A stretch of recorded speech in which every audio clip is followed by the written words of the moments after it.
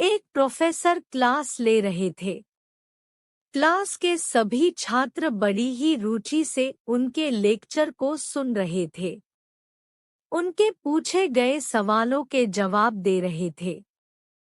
लेकिन उन छात्रों के बीच कक्षा में एक छात्र ऐसा भी था जो चुपचाप और गुमसुम बैठा हुआ था। प्रोफेसर ने पहले ही दिन उस छात्र को नोटिस कर लिया, लेकिन कुछ नहीं बोले।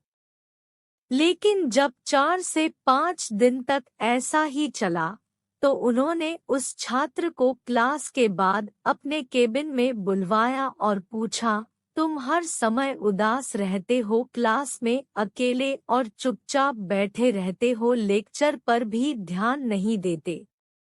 क्या बात है? कुछ परेशानी है क्या? सर, वो छात्र कुछ हिचकिचाते हुए बोला, मेरे अतीत में कुछ ऐसा हुआ है जिसकी वजह से मैं परेशान रहता हूँ। समझ नहीं आता क्या करूँ। प्रोफेसर भले व्यक्ति थे। उन्होंने उस छात्र को शाम को अपने घर पर बुलवाया। शाम को जब छात्र प्रोफेसर के घर पहुंचा, तो प्रोफेसर ने उसे अंदर बुलाकर बैठाया। फिर स्वयं किचन में चले गए और शिकंजी बनाने लगे। उन्होंने जानबूझकर शिकंजी में ज्यादा नमक डाल दिया। फिर किचन से बाहर आकर शिकंजी का गिलास छात्र को देकर कहा, ये लो, शिकंजी पियो। छात्र ने गिलास हाथ में लेकर जैसे ही एक घूंट लिया, अधिक नमक के स्वाद के कारण उसका मुंह अजीब सा बन गया। यह देख प्रोफेसर ने पूछा, क्या हुआ? शिकंजी पसंद नहीं आई? नहीं सर, ऐसी बात नहीं है। बस शिकंजी में नमक थोड़ा ज्यादा है, छात्र बोला।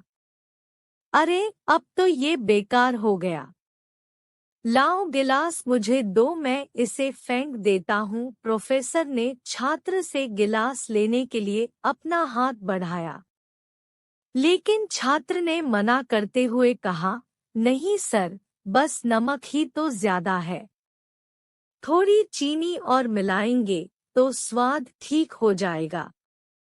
यह बात सुन प्रोफेसर गंभीर हो गए और बोले, सही कहा तुमने। अब इसे समझ भी जाओ। ये शिकंजी तुम्हारी जिंदगी है। इसमें घुला अधिक नमक तुम्हारे अतीत के बुरे अनुभव है। जैसे नमक को शिकंजी से बाहर नहीं निकाल सकते, वैसे ही उन बुरे अनुभवों को भी जीवन से अलग नहीं कर सकते। वे बुरे अनुभव भी जीवन का हिस्सा ही है। लेकिन जिस तरह हम चीनी घोलकर शिकंजी का स्वाद बदल सकते हैं, वैसे ही बुरे अनुभवों को भूलने के लिए जीवन में मिठास तो घोलनी पड़ेगी ना। इसलिए मैं चाहता हूँ कि तुम अब अपने जीवन में मिठास घोलो।